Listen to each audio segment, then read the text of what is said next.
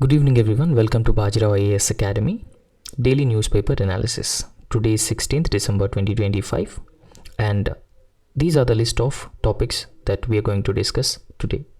So, India-Oman relations and restructuring of Mahatma Gandhi National Rural Employment Guarantee Scheme and Shanti Bill to allow private sector in nuclear energy generation and biosafety and biosecurity measures that India need to adopt. So these are the list of topics. So the first topic is about India-Oman relations and a very important editorial has been given in the Hindu newspaper. So we'll be understanding India-Oman relations in detailed manner. Now, in fact, one thing that we should understand that India and Oman have been celebrating 70 years of diplomatic relationship. Now, both India and Oman have established diplomatic relations in the year 1955. However, if you look at India-Oman bilateral relations, they're rooted in historical trade, maritime talks, and mutual trust. So these are the foundations of India and Oman bilateral relations. Now, why it is in news? It is in news because Prime Minister Narendra Modi's visit to Oman.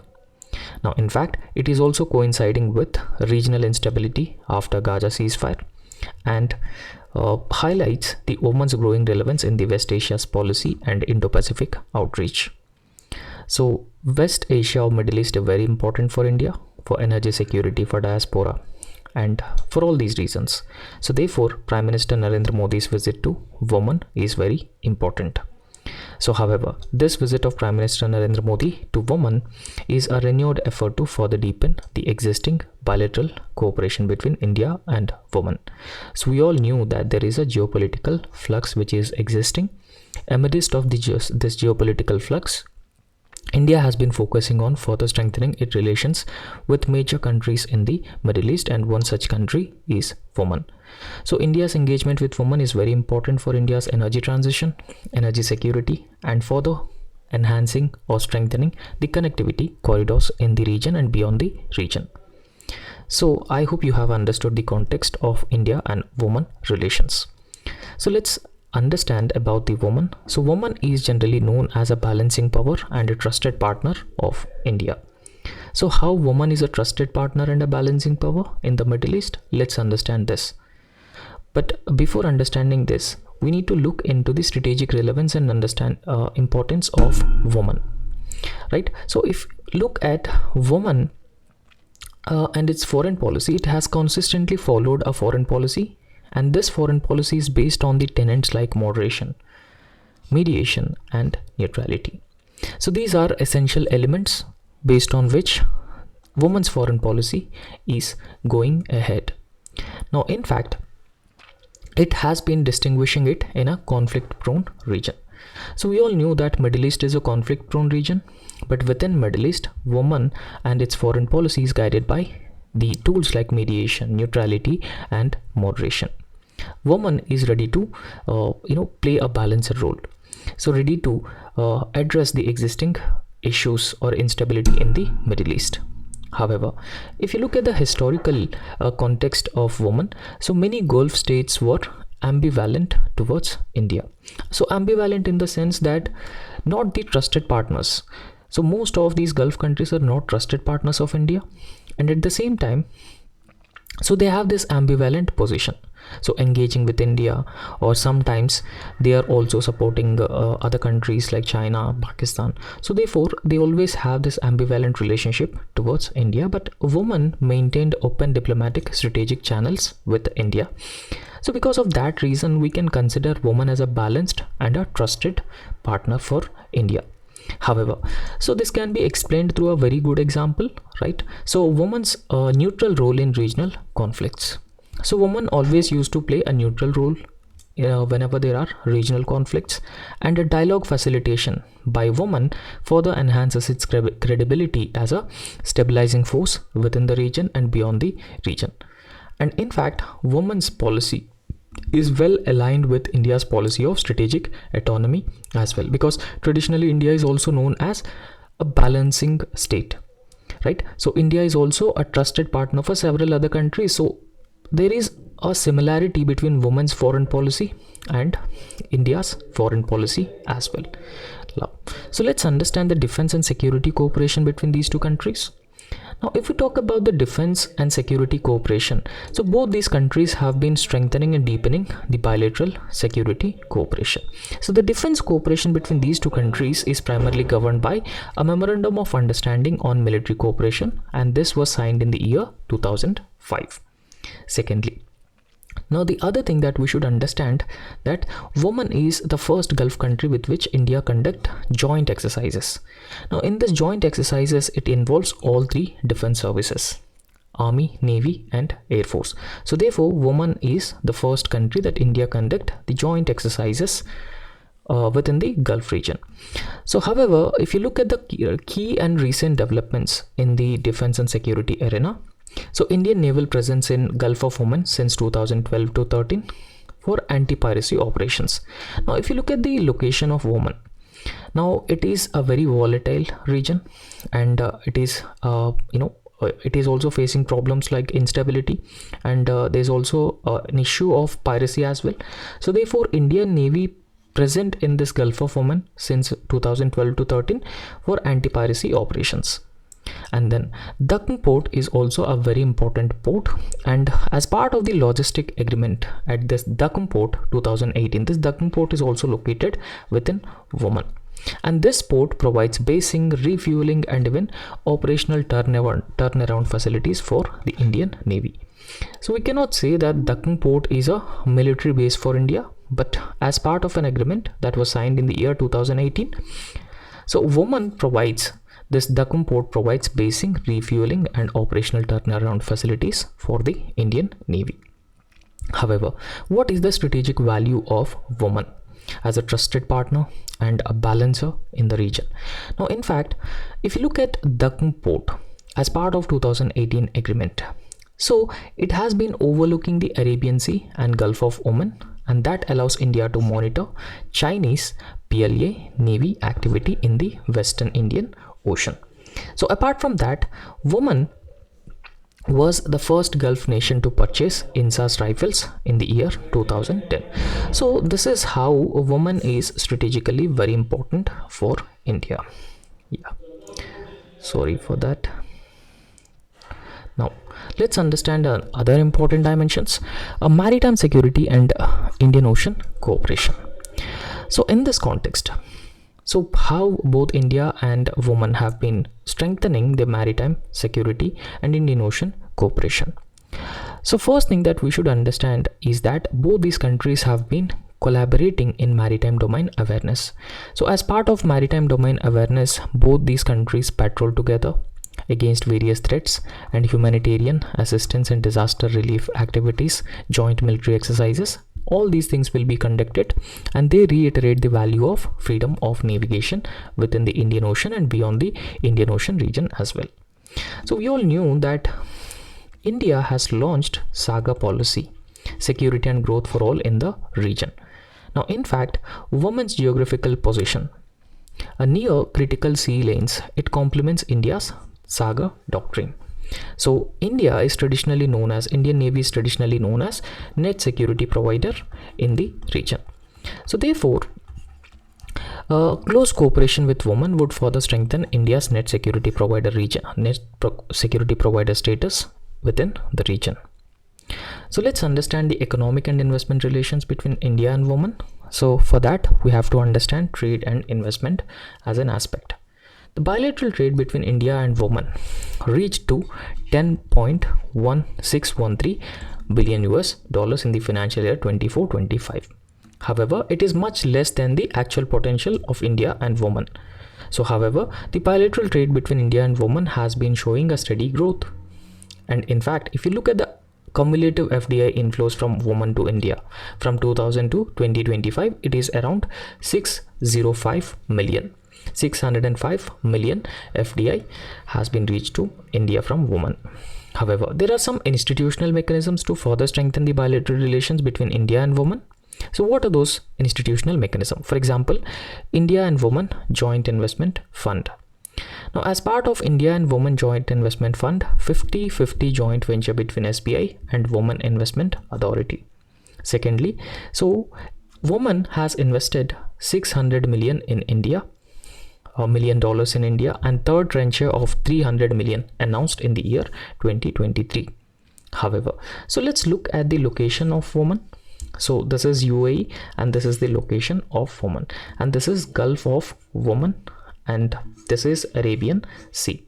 And somewhere here you can see the Dagmo port, which is a very important, very close to the important sea lanes of communication. And in fact, this area is facing several problems such as piracy, terrorism. So all these problems this area has been facing. So therefore, in this context, India's strong cooperation with the women is very important. So let's understand the digital and fintech cooperation between India and women. So if you look at the cooperation between India and women in the arena of digital and fintech cooperation, so the Central Bank of Women and National Payments Corporation of India, which has launched Unified Payments Interface. So in the year 2022, both Central Bank of Women and National Payments Corporation of India, they have signed a memorandum of understanding to link payment systems. The objective is to link payment systems of both these countries. And in fact, in Women, RuPay debit card has been launched. So therefore, it actually reflects India's global push for digital public infrastructure around the world. Right. Now let's understand the emerging areas of cooperation between India and women. So there are a number of areas where India and women can cooperate. For example, trade and connectivity. Now, if we talk about trade and connectivity cooperation between India and women, so both India and women, they're likely to sign comprehensive economic partnership agreement. So in fact, earlier UAE has already signed this comprehensive economic partnership agreement with India. So after UAE, Oman will become the second Gulf country to sign a comprehensive economic partnership agreement with India, and it is expected that very soon India and Oman are going to sign a comprehensive economic partnership agreement. Secondly, now this comprehensive economic partnership will further strengthen and boost bilateral trade between India and Oman, and it will further and diversify the trade amid rising global tariff barriers. So apart from that, the India Middle East Europe Economic Corridor. Now when India hosted this G20 summit, now in that sidelines of this G20 summit, this India Middle East Europe Economic Corridor has also been launched. So this will strengthen connectivity between India, Middle East, Europe. So important stakeholders are part of it.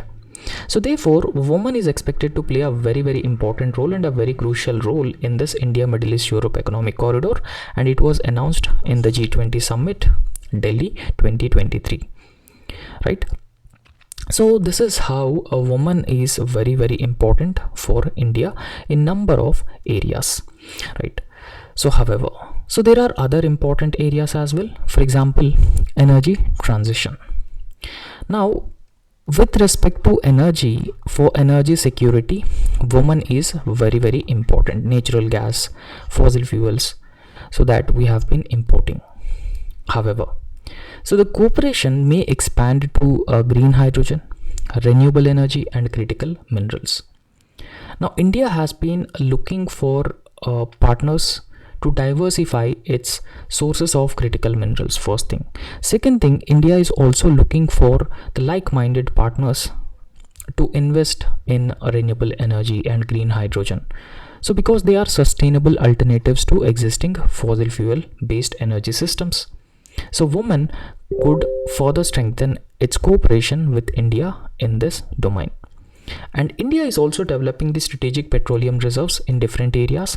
The strategic petroleum reserves in India will be used in emergency situations. So therefore, a woman is ready to hold such a strategic petroleum reserves in India, similar to the UAE model, because UAE is already having such a strategic petroleum reserves in India. So another very important area of cooperation between India and women is health, education, and space cooperation. For example, so there is a possibility of offshore campuses for IITs and IIMs in women. and both India and women are cooperating in the space domain as well right from 2018. A memorandum of understanding has been signed by India and women to further strengthen space cooperation, because India is a space power, a growing space power. So therefore, the space cooperation between India and the women would further strengthen, would further expand over a period of time. So we have understood the bilateral relations between India and women in number of different areas. However, now it is true that the bilateral relations between India and women, so they actually exemplify a mature, multidimensional, strategic partnership. Right? So we have understood this from this discussion so far. However, this bilateral relationship between India and women is founded on the mutual trust, strong defense cooperation, and economic engagement. Still, there is a huge potential for both India and women to strengthen the bilateral relations. However, West Asia is rapidly transforming, a dynamic, volatile, and unstable region. Now, in this context, women could serve a gateway for India, and it could be a stabilizer, it could be a balancer, and it could be a strategic anchor for India's regional ambitions within Middle East and beyond. So therefore, a woman is a very, very important partner for India in future. Without a doubt, both India and women are going to sign comprehensive economic partnership agreement that is going to further strengthen the bilateral relations between India and women and this India Middle East Europe economic corridor. And in this connectivity project also, women is expected to play a very important role. Renewable energy, cooperation in the arena of education, diaspora, people-to-people ties, and India's naval presence in the Arabian Sea, Gulf of Aden, anti-piracy operations, humanitarian assistance, disaster relief. In all these areas, woman is going to help India in an n number of ways. So that is how India has been looking at women as a very important partner in the future. Let's understand a next very important article, which is a restructuring of Mahatma Gandhi National Rural Employment Guarantee Act. So let's first understand what is the context. This has been given in the Hindu newspaper, and yesterday also we have discussed about the restructuring of the Mahatma Gandhi National Rural Employment Guarantee Act. So few things that you should understand here. Mahatma Gandhi National Rural Employment Guarantee Act is a rights-based, a demand-driven framework, and in fact it provides a statutory guarantee of 100 days of work, 100 days of waged employment to every rural household who is willing to do unskilled manual workforce. So therefore, Manrega has been providing 100 days of legal employment, 100 days of legal employment. So that thing we should understand firstly. The second thing is that it is a rights-based, demand-driven employment program. So in fact, Manrega will help alleviate the rural poverty. It will empower women. It will empower the marginalized sections of the society. It will help create rural infrastructure. It will help prevent or eliminate the distress migration from the rural areas to urban areas. So this is about the Manrega program, and this Manrega program has been launched in the year 2005 through a law made by the Parliament. So I hope it is clear for you. However, so recently the Union Cabinet has decided to introduce a bill in the ongoing Parliament session to restructure the Mahatma Gandhi National Rural Employment Guarantee Scheme as Pujya Bapu Rozgar Yojana. Now, in fact, it is on the lines with Viksit Bharat bill, right? So therefore, it actually signals towards a supply-driven, centrally planned rural employment model, which is aligned with Viksit Bharat goal of 2047. So few things that we should understand here. So if we talk about Viksit Bharat, by the year 2047, India is going to celebrate 100 years of its independence, and India is also have the objective of becoming a developed country by the year 2047. Right? So therefore, in this context, Manrega will be restructured as a supply driven from the demand driven to centrally planned rural employment model. Right. So let's understand how Manrega program will be restructured by the government. So there will be a shift from demand driven to supply driven framework. So what are the key changes that could be made to the Manrega program? So let's understand this. Now there is no doubt that 100 days of legal guarantee of work will be provided under the Manrega program. Right? So a legal entitlement to work based on the demand from the public. Secondly, uncapped funding based on the requirement of the requirement, because so as part of this Pujya Bapu Gramin Rojgar Yojana, so there will be a fixed annual budget decided by the center for this Manrega program, and the employment under Manrega will be provided only in the center notified rural areas. However, if you look at the example and data during the COVID-19 pandemics 2021, so the person days have increased by at least 44% because of reverse migration that was observed during the COVID-19 pandemic. Right? So however, the person days increase during the COVID-19 pandemic was also because of the flexible budgeting it has. However, now also understand the other factor. If employment is provided only in a center notified rural areas, there might be discrimination against those states which are ruled by the opposition political parties. The central government may use Manrega as a political tool to punish the opposition ruled political parties by not selecting so many villages from those states. This could be a criticism of this provision. Under Pujya Bapu Gramin Rojgar Yojana, such expansion may not be possible during the crisis like droughts and even pandemics. Right. The second one is increase in the guaranteed days versus rising state burden provision. However, Manrega program as of now providing 100 days of legal guarantee of work for every rural household who is willing to do a manual unskilled labor work.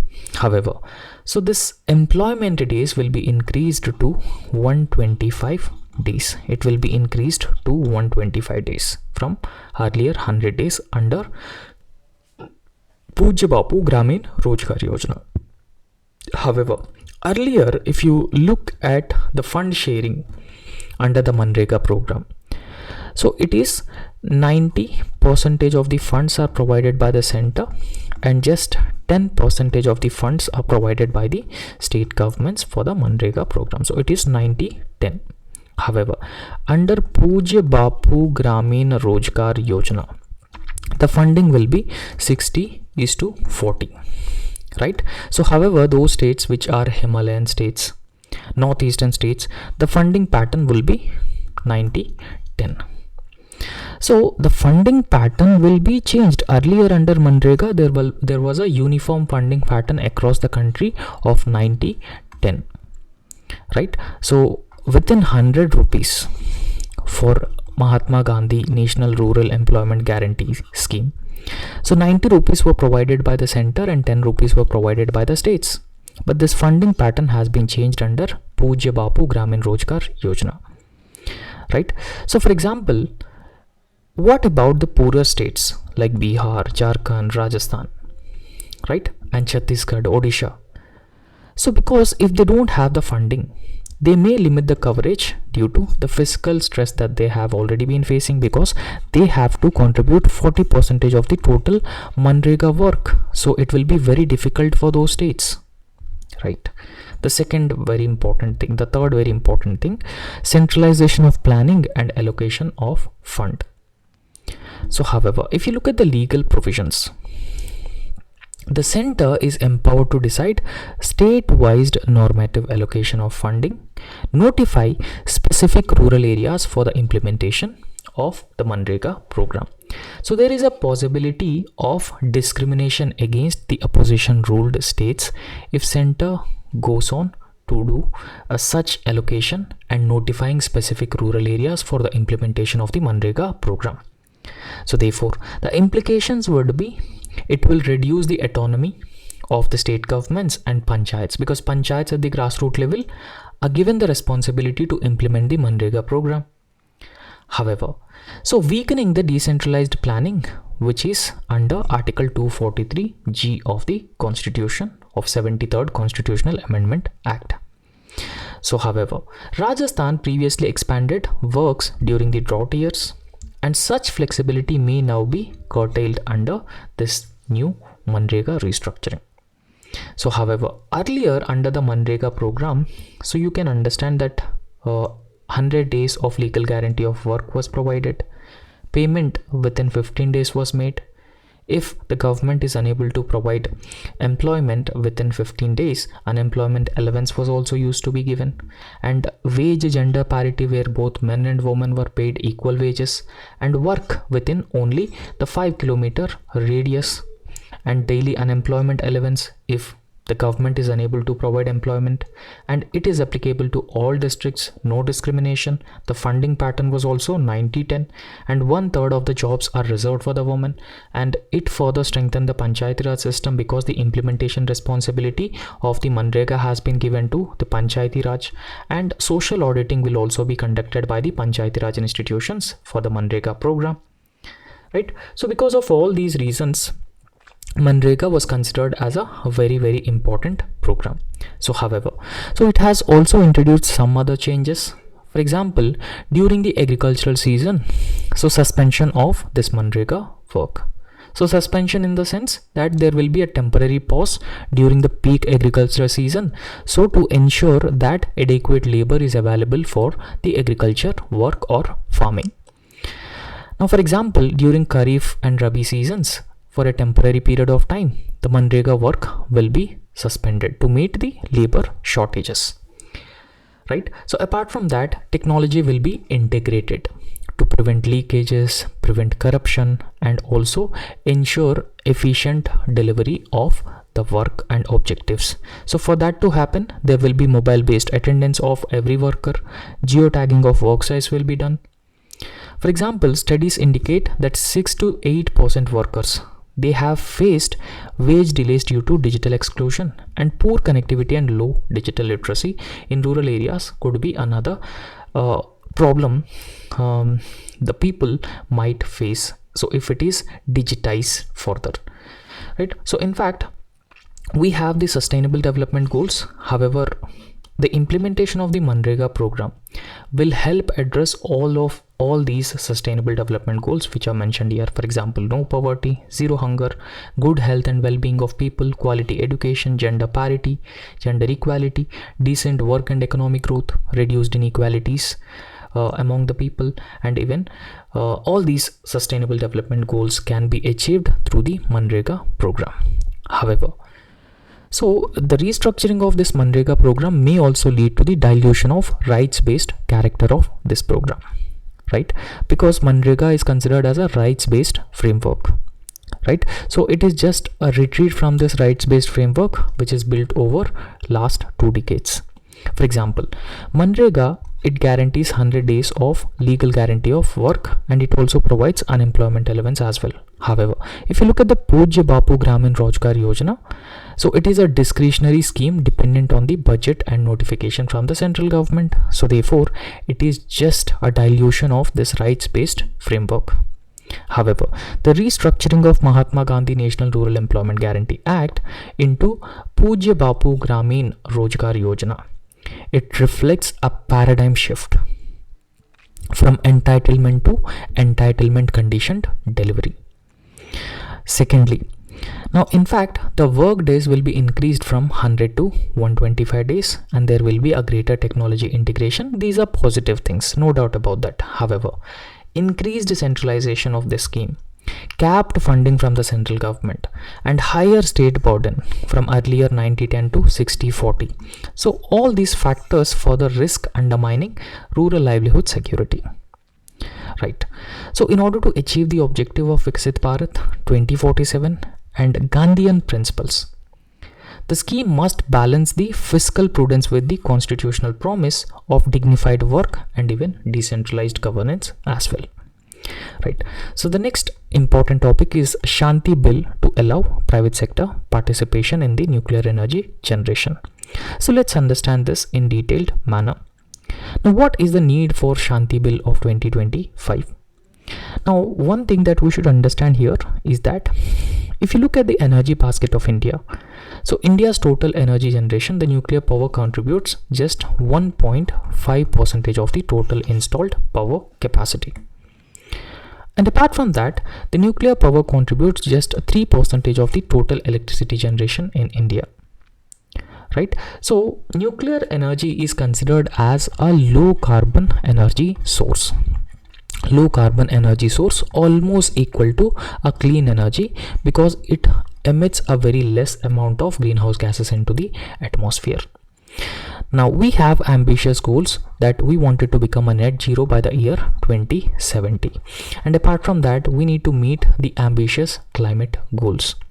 For example, there is also a target of achieving 100 gigawatt of nuclear power by the year 2047. So because of all these reasons, there is a need for major reforms within the nuclear energy sector. So these reforms including legal reforms, structural reforms. So these reforms can be promised by this Shanti Bill of 2025, which allows the participation of the private sector in the nuclear energy generation. Now, how the Shanti Bill, if it becomes a law, will help us achieve the goal of becoming net zero by 2070 and also 100 gigawatt of nuclear power by the year 2047. Right. Now, in fact, if this law is passed, it may attract large scale private investment and foreign investment as well. However, what is the limitation of this existing framework? The limitation is Atomic Energy Act of 1962. Because this Atomic Energy Act of 1962, it has gave a monopoly to the Nuclear Energy Corporation of India. So therefore, the Nuclear Energy Corporation of India Limited has been enjoying monopoly over the nuclear energy generation. Secondly, the Civil Liability for the Nuclear Damage Act was made in the year 2010 because in case of any accident in these nuclear reactors, they may cause a disastrous effect on the people, particularly a densely populated country like India. So therefore, in order to reduce the damages, in order to make the operators liable for such accidents, Civil Liability for Nuclear Damage Act has been passed by the government. So it has imposed open-ended supplier liability, those suppliers who supplied this nuclear reactors, and this would further discourage the foreign investors fearing the nuclear liability or highest liability in case of damages. However, what reforms the Shanti Bill has introduced for these above limitations? Now, this Shanti Bill is expected to end Nuclear Power Corporation of India's limited monopoly, and it will allow Indian and foreign private operators first. Secondly, it will align India's liability regime with the global conventions as well. So therefore, for example, we have a Nuclear Damage Act 2010. However, if this Shanti law is passed, it will align India's liability framework or liability regime with the global convention, which is acceptable for several global players.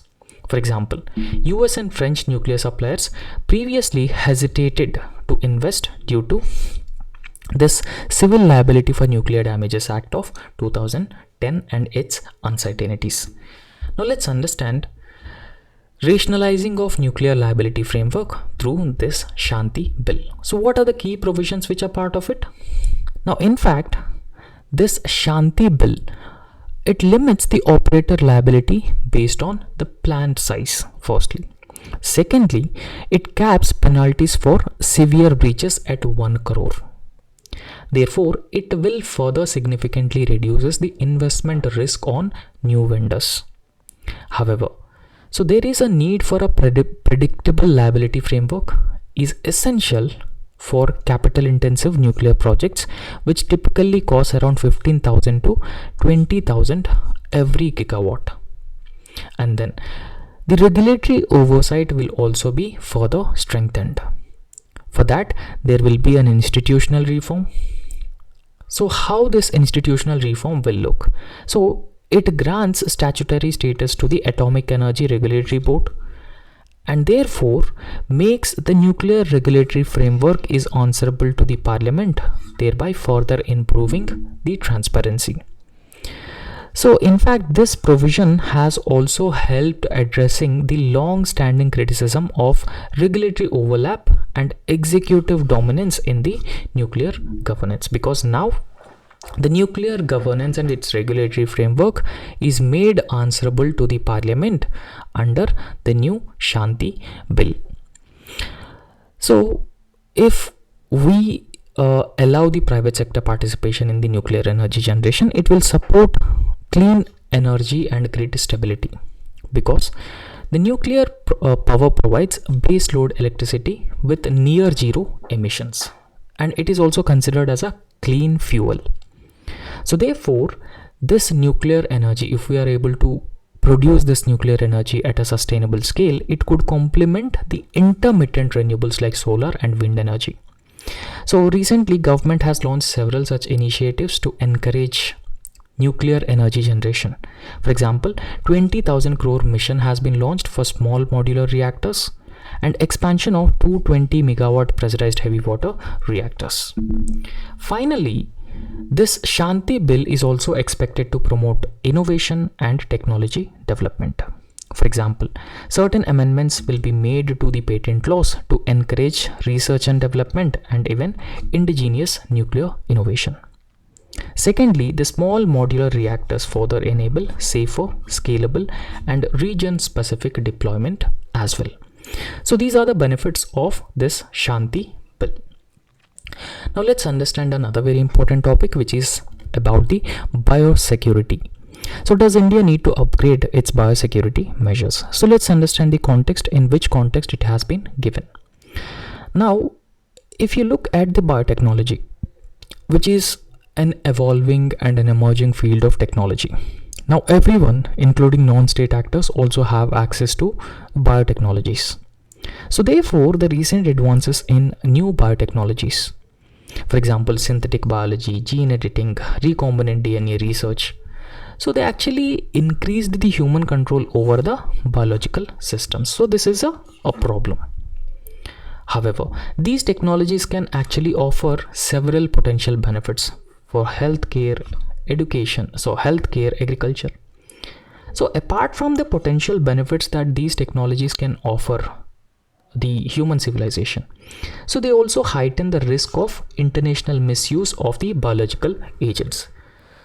So biotechnology can be used to make biological weapons, and if non-state actors or irresponsible rogue states make these biological weapons, then they may create a biosecurity threat, which may pose the national security threats, particularly for a country like India, which is densely populated. Now in this context, let's understand what exactly is biosecurity. Now in fact, biosecurity actually refers to systems and practices which establish or which prevent, detect and respond to the deliberate misuse of the biological agents, toxins and even technologies. So this is the exact definition of biotechnology. So therefore, this biosecurity actually covers protection of laboratories handling dangerous pathogens. Secondly, detection and containment of the intentional disease outbreaks. And then safeguarding human health, animal health and agricultural health. So these are the important areas that biosecurity covers. So let's understand the differences between biosecurity and biosafety. So biosafety prevents accidental leakage of pathogens, and biosecurity, it prevents the intentional misuse of the potential biological agents.